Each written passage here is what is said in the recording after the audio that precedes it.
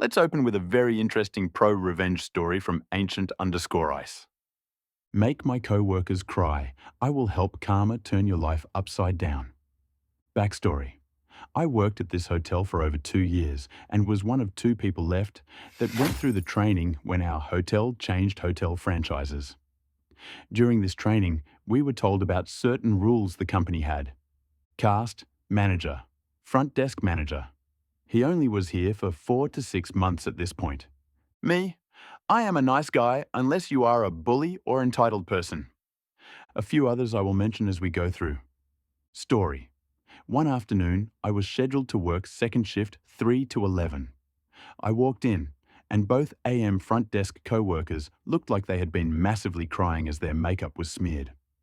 My manager looking quite pissed, I ask, "What's wrong?" Manager, "We have a major jerk as a guest. This guy is the highest level on the rewards for the hotel chain. He is very demanding and wants free upgrades, free this or that, and screams anytime he has an interaction with the staff. This guy has made every department call me complaining about him. Now this guy just came to the desk and screamed at these two co-workers until they both were crying. These two ladies were fresh high school graduates and were very sweet and innocent people. They loved helping people and didn't deserve this treatment. As he is explaining this, I look up this guy's room details. Once my manager finishes explaining everything this guy had done, I see this guy's info. I had a smile from ear to ear. I reply, "Didn't you see he is an employee of a different hotel?" Manager, "Yes, but so what?" I replied, "First off, while you travel as an employee, you are required to behave and be respectful. It is in the fine print on the discount form." I grabbed his form and showed it to the manager. Failure to be respectful can lead to having your employee discount suspended or permanently revoked, and even get you terminated. You need to call this guy's hotel and ask for the GM, then explain to him who you are and what this guy is doing. I look up the hotel phone number and call the hotel, and then handed my manager the phone. Manager, after his call ends with the GM, he has an evil and satisfying smile on his face. His GM is steaming mad after I described all the stuff this guy has done. Main switchboard phone rings. I answered, "Hello, thank you for calling hotel name. How may I direct your call?" Caller, "I want to speak to entitled jerk's room, please." I replied, "Absolutely, sir, have a nice day." Transfer the call and looked at my manager and saying with a sarcastic tone, "Someone wanted to talk to entitled jerk G. I wonder who that could be." Manager continues after he stopped laughing. The GM gave me his personal cell phone number and said, "If I have any more issues at all, to call him immediately. I am leaving the phone number next to the switchboard. If you need it, call him." I told manager, "Your revenge is done. Now for my revenge." Manager wide-eyed, "Oh crap, what are you going to do?" Me smiling a very evil smile. "You'll see." I pick up the phone to make a call. "Hello, Hotel Rewards customer service. Yes, I would like to report someone using reward account while using employee discount on his stay." Customer service, "He can't do that." I replied, "I know, I am calling to report him." I gave her the guest reservation number and rewards member number. I continued, "I bet anything if you dig through this guy's history, you will find all his stays are probably at employee discount." Customer service, "I am starting a ticket to have this guy's account investigated." I replied, "Thank you." Then hang up the phone. The manager watched as I then remove his rewards number from his stay. My manager had a huge grin on his face. "That was awesome." I explained, "Oh, I am not quite finished with him yet. It is time to go spread the news to all departments he is no longer a rewards member." I made a new key for his room without concierge access. I walked around to every department. As I explained why I was stopping by, everyone had the same reaction as soon as I mentioned the guy's name. "Oh God, now what about this asshole?" I finished explaining how he was no longer a reward member, and if he gives anyone issues to call the front desk immediately, and his GM already probably tore him a new one just a minute ago. Everyone was so happy at this news. I finally went to the concierge room, used the guest new key to void his current key. Then I walked into the room and explained the information to the evening concierge. She cringed at the mention of his name. After explaining she would not have to deal with him again, and asked her to leave the morning person a note about this guy not allowed in the concierge room anymore. She was very happy. While I was gone, evidently the manager explained what we did to the 2 a.m. front desk ladies. The minute I got back to the desk, both my front desk co-workers all came up to me and gave me a huge hug and thanked me so many times. Manager to me after the other co-workers went home. "Do me a huge favor, please." I replied, "Sure, what's up?" Manager, "If I ever piss you off, please come tell me so I can fix the issue." Later that night, entitled Jerk comes to the desk hat in hand, politely saying his key doesn't work. I replied, "Oh, so sorry about that, let me make you a new key." In the best fake smile I can muster. Aftermath. Next day, I check his rewards account and it is now suspended. Check back next week. Sorry, account number not found. This revenge was the perfect blend of justice and karma. The entitled guest, who terrorized staff, was brought down by his own actions. With one call to the GM of the guest, his perks were stripped off and his reputation was completely shattered. The next pro-revenge story is from Technogrind. But I didn't retire. My friend, I'll call her Sandy, worked at a travel agency in British Columbia, Canada. It was a small, owner-operated business with the owner and 3 employees, including my friend. Everyone worked Monday to Friday from 9 a.m. to 5 p.m. One of my friend's co-workers, I'll call her Jane, an older woman in her early to mid-60s, was a long-time nuisance employee. Among other sketchy behaviour, Jane was always scamming ways to take time off over and above her official paid vacation time. In order to make up for the lost hours, she would claim overtime hours pay by supposedly going into the office in her off hours to finish up work without being requested by the owner to do so. Despite being caught in her own lies on a number of occasions and being warned about trying to claim for unsanctioned overtime, the owner of the travel agency was reluctant to officially reprimand Jane or get rid of her. The reason being is the owner discovered after she had hired Jane that Jane had actually been fired from her previous job at another local travel agency for pulling the same stunts. However, Jane had sued her former employer for unfair dismissal and had won a settlement. After a few years of my friend Sandy working at the travel agency, the owner was ready to retire and offered to sell the business to my friend. Sandy took her up on the deal and took over the business while keeping on Jane and the other employee. Once again, just as the previous owner was afraid to get rid of Jane, so was Sandy for fear of being sued.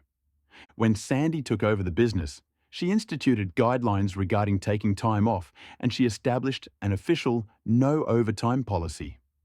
Jane would still try with her shenanigans, but was far less successful in getting what she wanted with my friend in charge. However, Jane still had one trick up her sleeve when she wanted to take time off on a whim. Sandy was a divorced single mom of 2 boys who were heavily involved in youth hockey. She would sometimes leave the office an hour or 2 before closing to get her boys to hockey practice or a game. In order to avoid requesting in person and potentially being denied, Jane would wait for Sandy to be out of the office to book a day off if she didn't feel like coming into work or had made plans. Sandy would then arrive at work the next morning only to discover that Jane wasn't coming in. Despite this happening a number of times, Sandy would usually let it slide since there was now a definite no overtime policy. Therefore, Jane could no longer claim to come into work on the weekend or after hours in order to try and make up for the day off. She would either miss out on a day's pay, in turn saving Sandy money as the owner, or it would come out of her remaining paid vacation days. Moreover, 2 people in the office at one time could usually handle everything. Jane not coming in was really a no-loss situation for Sandy. There was one time, however, when Sandy was going to be away for 1 or 2 work days just before the weekend to take her boys to a hockey tournament. She told both Jane and the other employee, both verbally and in writing, that they could not book time off for the dates in question since she would be away and needed both of them in the office. Within a few days of giving this notice, Sandy went into the office on a Saturday to do some paperwork and go through the sales for the week. This is when she discovered that only the day before, Jane had booked a trip for her daughter and son-in-law to Las Vegas, as well as a plane ticket in her name to Calgary, where her daughter lived. Both the trip to Vegas and the ticket to Calgary coincided with the dates Sandy would be out of the office. Sandy then checked the vacation booking schedule to further discover that Jane had indeed booked the days off that she had expressly been told she couldn't have. Not mentioning she had discovered the travel Jane had booked for herself and her daughter, Sandy emailed Jane telling her she would have to deny her the days off since she had already been told they were unavailable because she, Sandy, would be away and needed Jane in the office. Through a continued series of email exchanges, Jane replied and outright lied to Sandy with some excuse about her daughter getting some long-awaited medical treatment or surgery, and she needed to go to Calgary to help out for a few days and look after her granddaughter. Sandy replied to this lie by telling Jane she knew about the trip she had booked to Vegas for her daughter and son-in-law, that Jane's trip to Calgary was most likely to babysit her granddaughter while her daughter was in Vegas, and that she would still have to deny Jane the days off, especially since she booked them after being told they were unavailable. Jane countered in her subsequent reply without even addressing the fact that she had been caught in a lie, that she had been a dedicated employee of the travel agency for several years and couldn't understand why she was being treated so unfairly after all she had done for the business. She then wrote that since she wasn't being treated as a valued employee, she had no choice but to retire and was giving her 2 weeks' notice. Despite Jane's threat, Sandy replied that she would still be unable to grant her the days off and left it at that without making any mention of Jane's threat to retire. Sandy then contacted her accountant, who also acted as her de facto business advisor, and explained what had happened with Jane. Also aware of Jane's previous shenanigans, Sandy's accountant told her that this was the out she had been looking for with Jane, and she had it all in writing. He told her that Jane had essentially retired, and all Sandy needed to do was honor Jane's desire to do so, let her finish out her 2 weeks, or pay her 2 weeks' wages in lieu with no further severance pay legally required since she hadn't been fired. The following Monday, Sandy went into the office early, accompanied by her long-term boyfriend to act as a witness. She put Jane's belongings from her desk into a box and took the things that were property of the business. Since Jane was old school and had resisted inputting client information in the computer database, this also included a small box filled with index cards which had client phone numbers, addresses, credit card information, and other personal information noted on them. In the meantime, the other employee had arrived for work, and they all waited for Jane to show up. Jane arrived just before 9 acting as though nothing had happened, and greeted everyone with a "good morning" as she walked through the door. However, she was apparently taken slightly aback when she noticed Sandy's boyfriend seated in the far corner of the office. At this point, Jane was midway to her desk when Sandy informed her that there was no need to go any further, and that she had accepted Jane's notification of retirement. She then handed Jane a check, compensating her for the hours she had worked in the current pay period, as well as 2 weeks' wages, in lieu of Jane finishing out her final 2 weeks before her retirement. Jane was dumbfounded and went into panic mode. "But I didn't retire! I'm not ready to retire!" Sandy responded that indeed she had retired, given her notice, and had proof of it in writing. All Jane could do was continue repeating, "But I didn't retire. I'm not ready to retire," while unsuccessfully attempting to get the support of the other employee who refused to come to her defense. Sandy then pointed to the box containing Jane's belongings, wished her a happy retirement, and told her to leave the office. Jane quickly rifled through the box and noticed that the small box containing the index cards with client information was not there. She insisted that Sandy return it to her, which Sandy refused to do, explaining that it was property of the business, contained personal client information, and that she would be in violation of Canadian privacy laws if she were to let Jane take it. Jane's shock had now turned to obstinance, and she refused to leave without the box. Both the other employee and Sandy's boyfriend had started to get involved, repeatedly telling Jane to just leave. Sandy then informed Jane that if she didn't leave, they would have to call the RCMP, Canadian Police, at which point Sandy's boyfriend dialed 911 to inform the dispatcher of a disgruntled former employee at XYZ Travel Agency who was refusing to leave the premises. Within a few minutes, two police officers arrived, and Jane immediately ran to the door ranting about being fired and about the missing box of client info. In order to de-escalate the situation, one police officer told Jane to come outside and explain to him her side of the story. The other officer remained in the office to hear Sandy's side of the story, agreeing that Jane was not legally entitled to the box of client info. The other officer then re-entered the business and told Jane to wait outside. He said that Jane was insisting that Sandy was holding on to her personal belongings, namely a box of important information. Both Sandy and the officer who had spoken to her explained the contents of the box to the other officer, who in turn agreed it was not Jane's property. The police officers then picked up the larger box of Jane's personal belongings, took it outside to Jane, and told her she needed to go home. To rub salt in Jane's wounds the next day, Sandy put up a large sign in the window of the business, congratulating Jane on her retirement, and even put a small announcement in the local newspaper doing the same thing. The icing on the piece of revenge cake was Sandy, when filling out the necessary government forms for when an employee quits/gets fired/retires, made sure to check the box labelled "retired" for the reason for Jane no longer being employed. By doing so, Jane was ineligible to collect unemployment insurance benefits. The revenge was flawless. Jane, who used to threaten resigning, finally got trapped in her own words. Sandy used her own words and forced her into an early retirement. The best move was to mark her as officially retired and stripping her off unemployment. Manipulative employees like Jane deserve this. The next story is from revolutionary_ant209. My 850 revenge on my cheating, thieving ex. When I was at uni, I started dating this guy. At first, he was wonderful, dedicated to his studies, fun to be around, attentive, and always surprising me with things, working hard at his job, etc. Then, bit by bit, things unraveled. He started skipping classes. Then he barely bothered to go at all.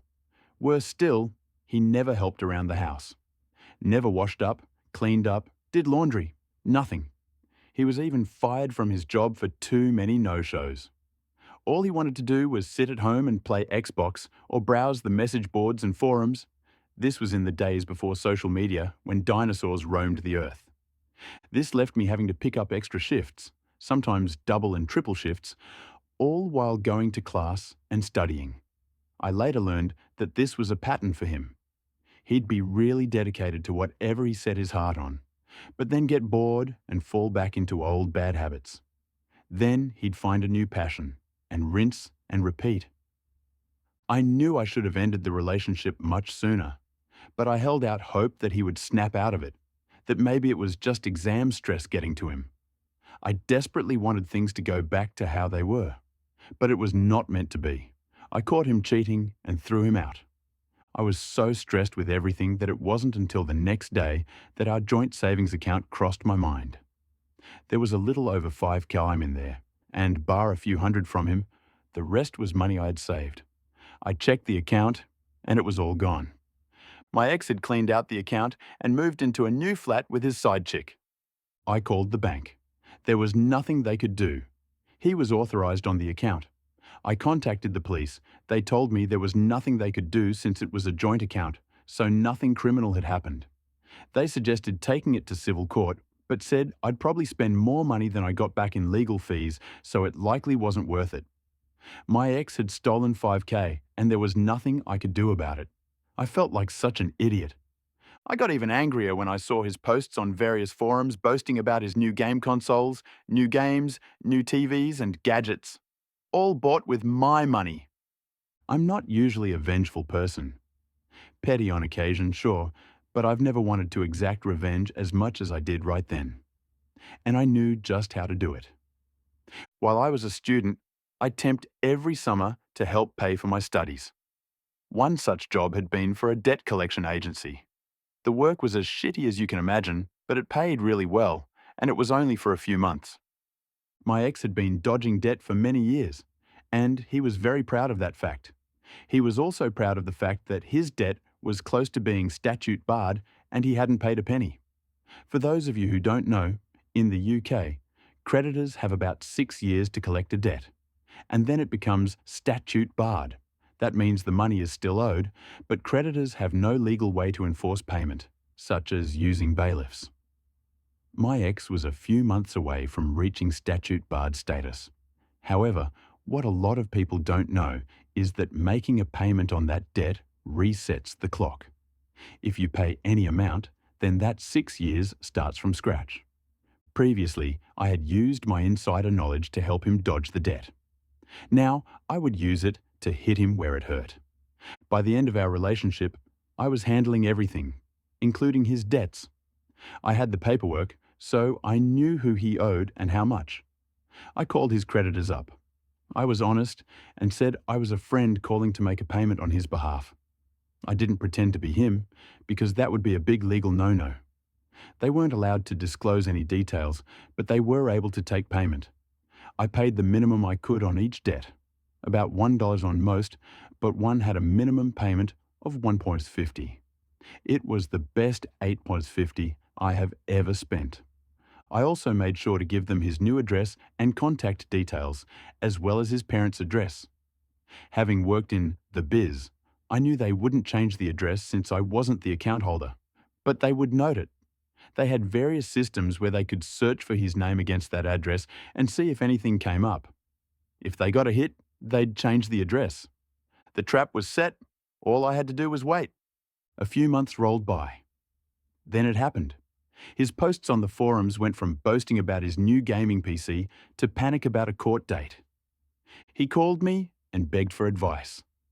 I told him to F off. Seeing I wouldn't help, he asked for advice in the forums. One of his online friends told him not to turn up to court. That way, they wouldn't be able to prosecute without him there. It was terrible advice that was 100% untrue. In fact, not showing up is one of the worst things you can do, especially in civil court. This was getting better and better. The court date came and went. My ex, naturally, didn't go. A few weeks later, my ex posted photos of his empty flat. Bailiffs had cleaned him out and taken every last one of his shiny new gadgets and toys. On top of that, he ended up with several CCJs, county court judgments. These are a big deal and can seriously damage your credit history, making it hard to get bank accounts outside of basic ones, near impossible to get credit, including getting a mortgage. And it can also make it hard to rent a place since many landlords don't like renting to people with CCJs as they're considered high risk. He also won't be able to find jobs in the financial sector. Now that he was broke and didn't have nice things, his side chick left him. I never got my 5K back, but it felt good to see everything he bought with his ill-gotten gains taken away. Hope that 5K was worth it.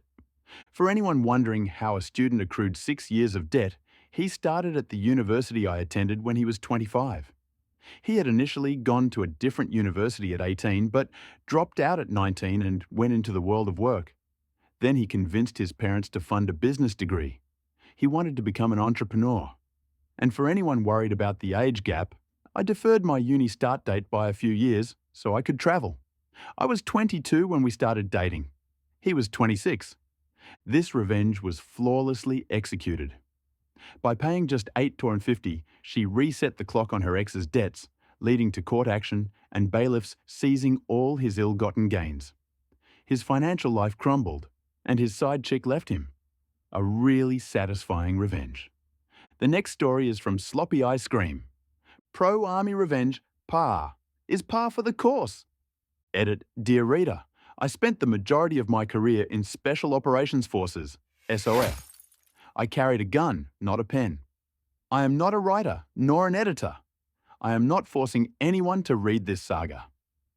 Dear reader, I had an illustrious 21-year career in the United States Army, USA, which miraculously concluded with an honourable discharge. 21 years and 14 combat deployments produce a lifetime of stories. The overwhelming majority of memories are comical and worth remembering, like the time I barrowed another human's truck, or the time I relocated an artillery display in my barracks room. However, some memories are extra ammunition after a live fire exercise, LFX, worth donating to Chuck and Barry. Memories suppressed so well they never happened. However, these memories can be unintentionally triggered. I worked at the bad place before attending assessment and selection. Working there was the sole reason for attending selection. The bad place, TBP, was a 3-star command and nursing home for dying careers. TBP was a mixture of National Guard, Army Reserve, active duty, and Department of the Army civilians. It was essential a foreign planet for a soldier who had grown up in regiment and the 82nd Airborne Division. Overnight, I had transitioned from airborne infantry to the equipment tracking officer. It was my sole purpose in life to source pre-deployment training equipment, PDTE, for deploying National Guard and Army Reserve units. These units would request specific types of equipment, and it was my responsibility to source at least 2/3 of the requested equipment. I should mention, my boss at TBP was Department of the Army Civilian, DAC. I had 10 years of service under my belt, and it was the first time my direct supervisor was a civilian. Now, I have no issues with civilians, but I do have issues with horrible leadership. Mike was horrible. Mike was a dirty diaper, full of shit and always on my ass. Side note. Sloppy. I feel the need to mention TBP recently moved. Reader. Moved? Sloppy. Yes. Deep South one day and the Midwest the next. Reader. Aliens? Sloppy. Nope. Base realignment and closure. Brass. Reader. What? Sloppy. The Army decided to close some bases and expand others. Reader. Puzzled. Oh, so what's this have to do with the story? Sloppy. There was 2 active duty soldiers and 2 Department of the Army civilians performing the duties of equipment tracking officers in the Deep South. None of them moved, and all continuity was lost. Reader. Okay, there had to be some kind of transition though, right? Sloppy. Yes, all 4 of them spent countless hours informing me how terrible of a human Mike was via email. Reader. Oh, story time again. Dear reader, I had no earthly idea what my job was or how I was to perform it initially. Making matters worse, I would quickly learn Mike had no earthly idea either. Mike only knew what Z, final product, looked like and was mentally unaware of the other 26 letters in the alphabet. Mike was less useful than blinker fluid and football bats. Fear not, dear reader. It only took 3 months of working from 0500 to 2300 to garner a nascent understanding of my roles and responsibilities. Thankfully, I had wonderful counterparts at sister organizations. Furthermore, they were all equally aware of how useful Mike was. Fast forward 4 months. The section was still composed of exactly 1 sloppy. I was 25% of the total allotted manpower performing 100% of the duties. If you wait until the last minute, it only takes a minute, was my battle cry. Life was grand. I had developed standard operating procedures, SOPs, and automated matrices to assist me. I was even starting to catch errors from the department that validates equipment requests. Note, remember, it was my duty to source 2/3 of the equipment request. I had a very unpleasant one-way conversation in August of 2011. Captain, CPT, Richard Cranium was requesting I provide 3 Rhino buses for training. Dear reader, I kindly explained why fulfilling this request was unfeasible. Problem solved, right? Nope. I then received a call from Lieutenant Colonel, LTC, Richard Cranium. I then received a call from Colonel, COL, Richard Cranium. The issue quickly became a self-licking ice cream cone of chaos. Ring, ring, ring.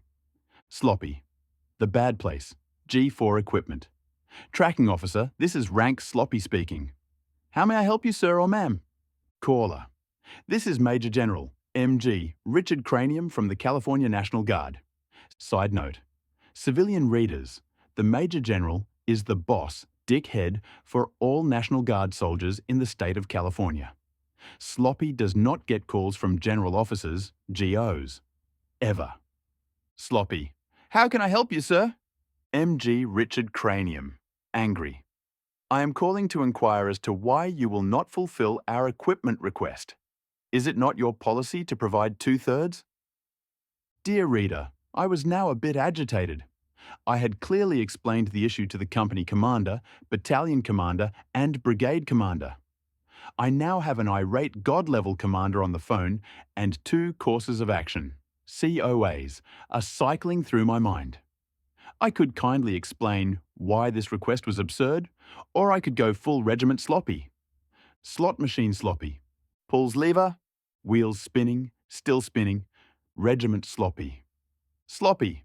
Sir, I clearly explained to the previous commanders why I cannot fulfill their request and provided other options. MG Richard Cranium.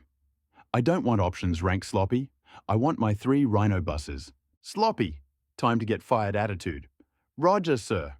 Well, as I told the previous commanders, there are only 5 rhino buses that exist on Earth. 3 of them are deployed to Iraq and the other 2 are in Afghanistan.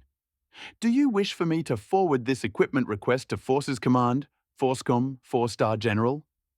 MG Richard Cranium. Oh, that won't be necessary. Rank sloppy. Sloppy. Are you sure, sir? I mean, I can... MG Richard Cranium. No. Did you explain this to... Sloppy. Every single one of them, sir. MG Richard Cranium. Disregard. I have some phone calls to make. Dear reader, the world was right again. At least I thought it was. It appears the Major General was slow to contact his subordinate leadership. The Colonel had contacted Mike demanding I supply his unit with rhino buses. One would think a simple explanation would suffice for Mike, but one would be wrong. Common sense is an elusive, fickle creature for Mike. It was like trying to explain what number the letter purple tastes like. Mike, did you tell a unit they can't have a piece of equipment? Sloppy. Yes, sir. Mike. Why? Sloppy. Because there are only 5 of them and they are all deployed to combat zones. Mike. Well, you need to figure out how to get them. Sloppy brain.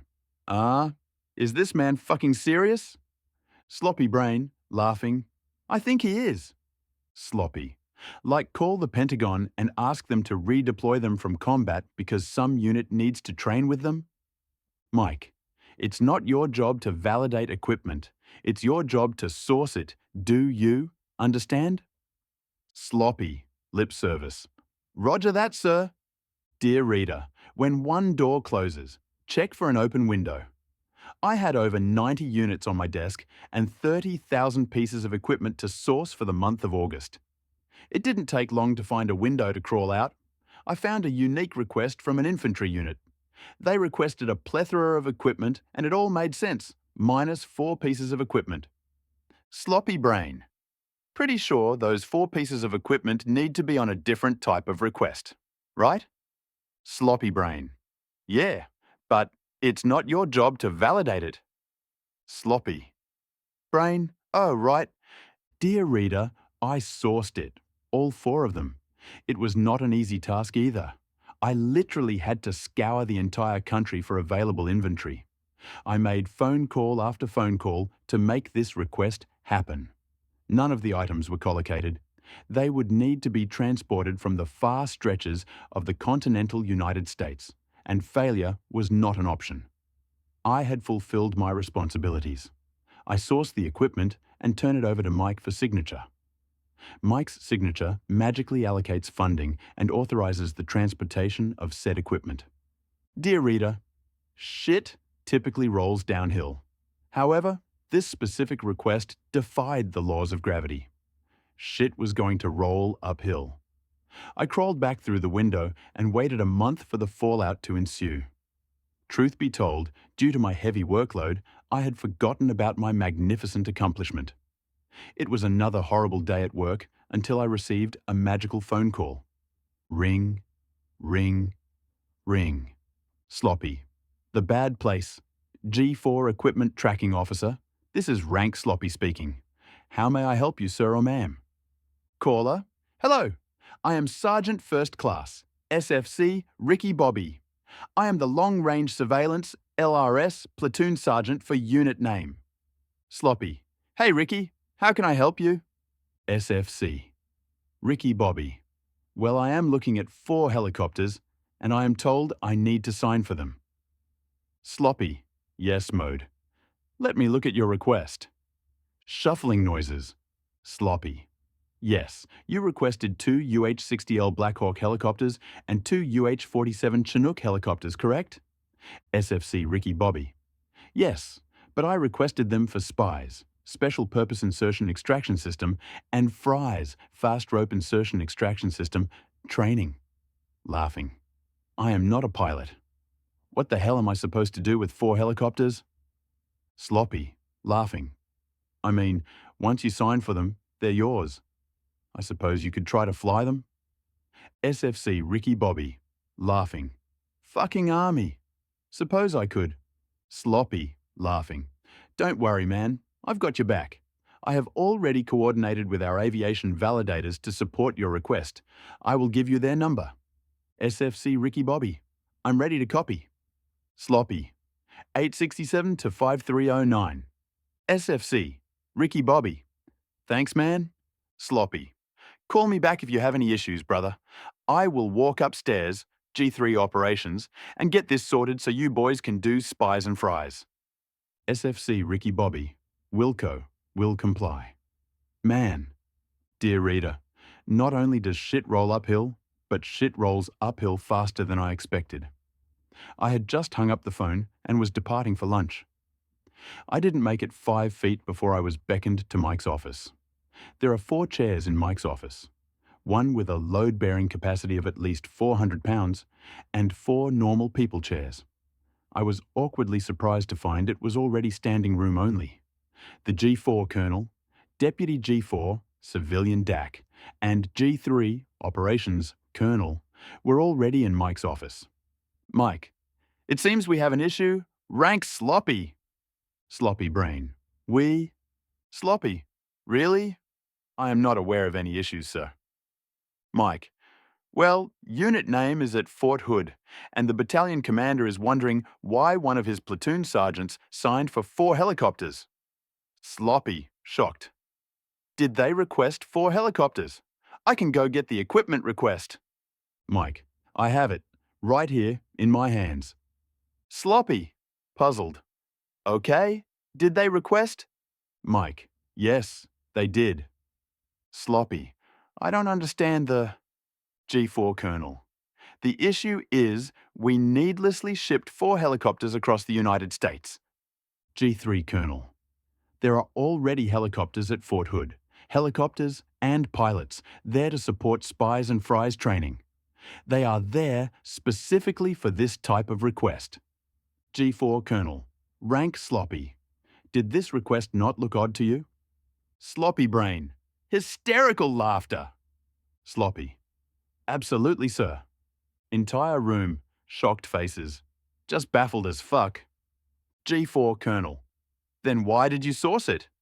Sloppy retells entire Rhino bus saga. Sloppy. Sir, as I understand it, it's not my job to validate. It's my job to source it. Mike made it very clear on multiple occasions. Mike, angry, rank, sloppy. Do you realize you just cost the Army over $100,000 to ship equipment we didn't need to ship? Sloppy. Sir. G3 Colonel, pissed off. No, Mike. You just cost the Army over $100,000. Mike. Sir. G4 Colonel. Mike, it is your signature that authorizes allocation of money and shipping. Did you tell Rank Sloppy it's his job to source? To not validate anything and only source? Mike. Sir, I did, but... G4 Colonel starts walking out. G4 Colonel. Mike, let's have a meeting. In my office.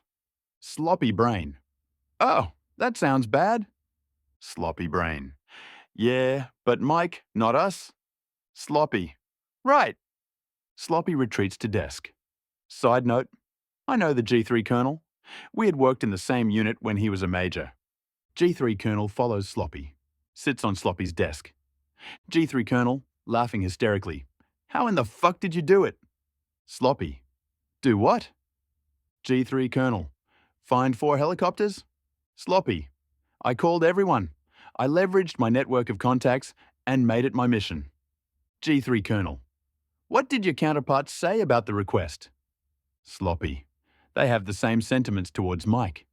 G3 Colonel, shaking his head. Honestly, that's impressive. Sloppy. Sir, I was going to get shit on either way, so I decided, fuck Mike. G3 Colonel. Yup, fuck Mike, I guess. Dear reader, thank you for reading my Petty Army Revenge, PAR. I have good news. I no longer worked for Mike after that interaction. Other misdeeds, stories, came to light after that encounter. I had a long desk-side meeting with the G4 Colonel and fully detailed my relationship with Mike. It's nearly impossible to fire Department of the Army civilians, but it was easy to move me. The G3 Colonel found a more suitable position for an infantryman. It also sucked, but he gave me ample time to prepare for assessment and selection. I was at TBP for 18 horrible months before I found greener pastures. I could lament on all the horrible things, but it's not worth it. Why? At least I know where to go if I ever need 4 fucking helicopters. Cheers, ya sloppy. This revenge is brilliantly executed with military precision. OP, out of frustration, meticulously follows his superior's misguided orders to the letter, sourcing 4 helicopters at great expense, knowing it will blow back on Mike. The best and satisfying part of the story come when OP forces the senior to take the blame for a costly mistake. The next story is from Aminadiel. Long F. I was unemployed. This guy scammed me. Revenge is still pouring on him.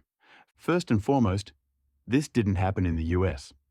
Some events might be pursuable up there, but down here, it was mostly no man's land regarding the kind of scams I fell for. For the sake of this story, here in no man's land, we use the top-level domain NML. My wife is a nurse. Back then, in the early 2000s, she worked in an ICU of a relatively exclusive and therefore expensive hospital. Specifically, she had to care for patients that had undergone cardiac surgery. At the same time, I was working for a small company that was going out of business.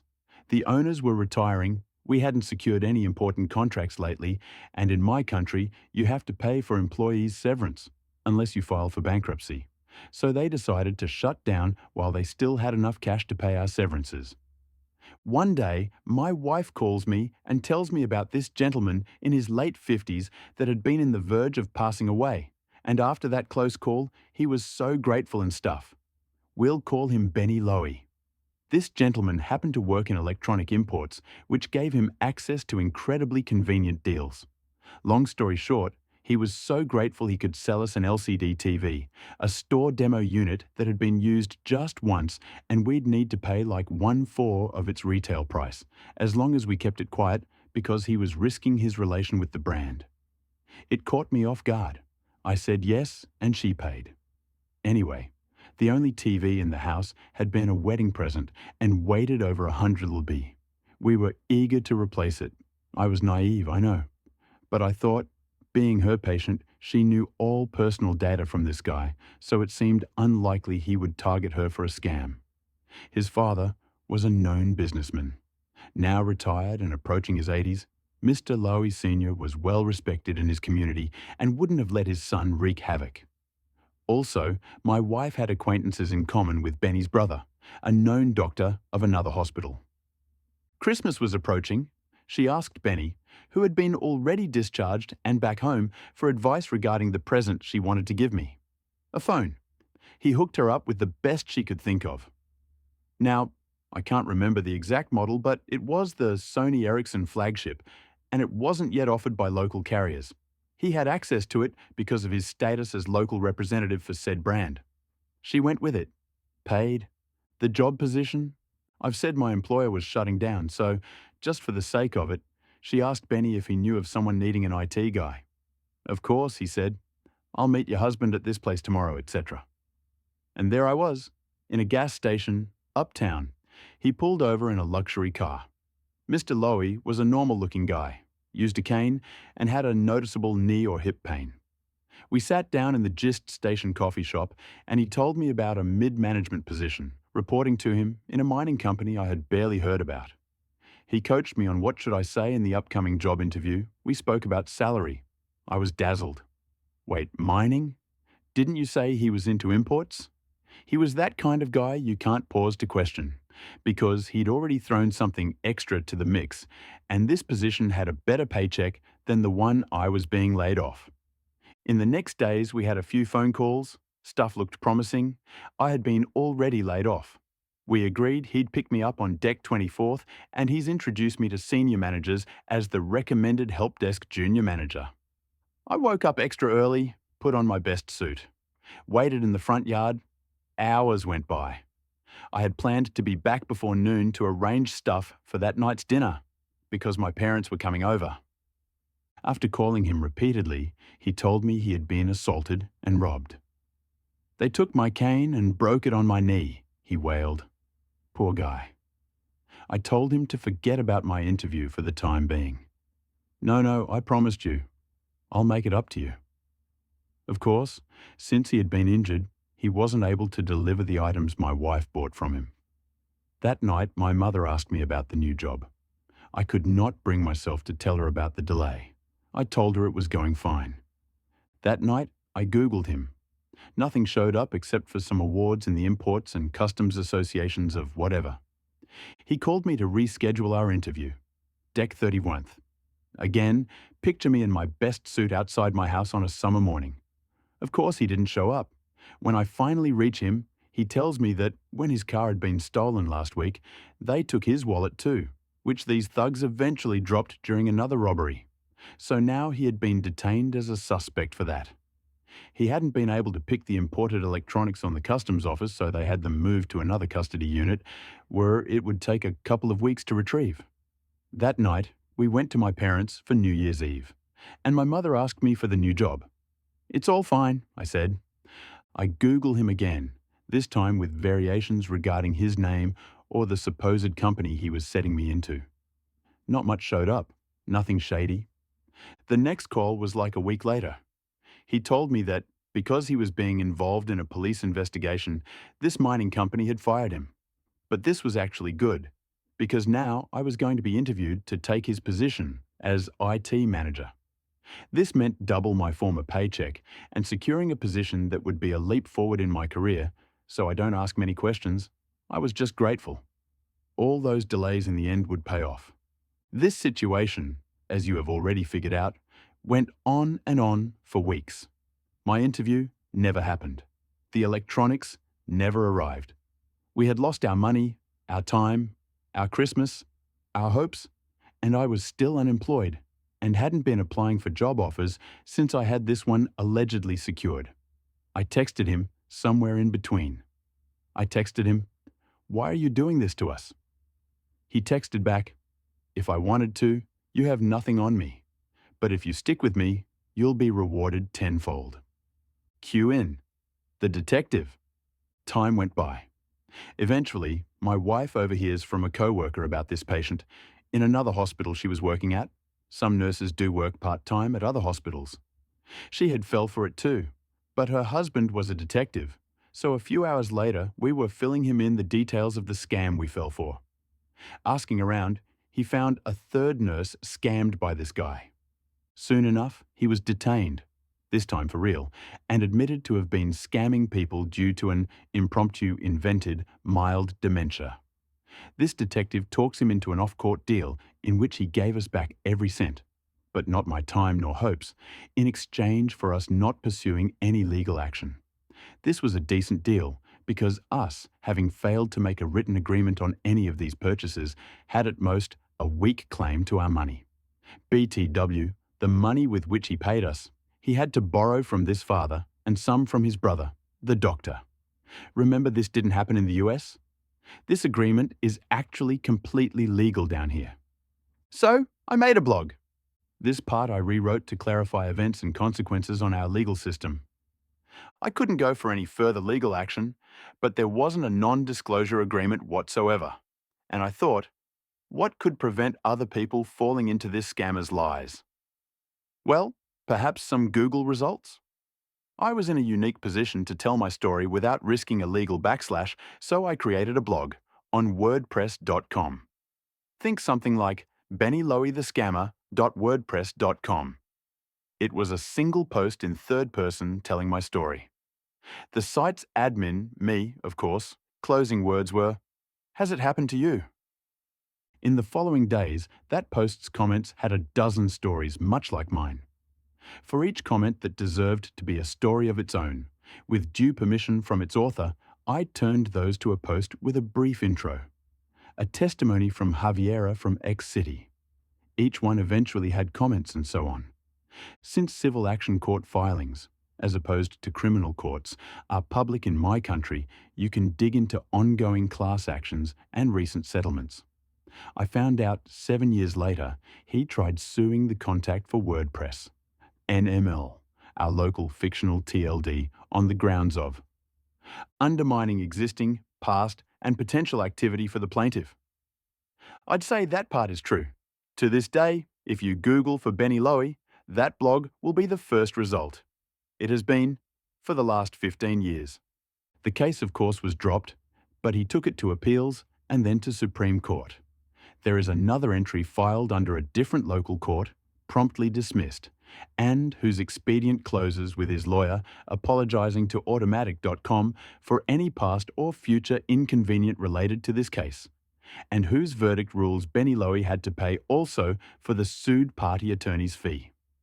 There is a third suit. It was filed by his former lawyer, to whom he hadn't paid for the former civil actions. I was tempted then and there to set a post on this blog saying, "If I wanted to, you have nothing on me." However, I have never attempted to let him know who's doing this. And I feel sorry for him, but every time I consider taking the blog down, I log in again. Today, I did, after 4 years, and see he's still doing it. Those comments I turned into posts, of course. Even knowing that I'm legally covered, the fact that I haven't ever been contacted tells me he's done this to so many people we wouldn't know where to start. All of his victims or scam targets are people in a vulnerable moment of their life, or a rough patch. Unemployed guys, small startups looking for an angel investor, small branch salespeople pursuing a promising commission. Those who have, in time, reached a compensation or agreement, it's because Benny's now ancient father had to chip in. From what they say, his brother has gone no contact, but it's still the one they go to before suing. Most of commenters leave their email addresses, and I have known of a few that have teamed with each other and succeeded in legal actions. But even if they hadn't, they have a place to rant, and their rants are still the first result in Google if you look for him. Perhaps this is not a revenge, but it's my story. The revenge is masterclass because OP not only got his money back, but also exposed Benny Lowy to future victims. OP's blog tarnished scammer reputation once and for good. Bye-bye for now. Let's see you tomorrow.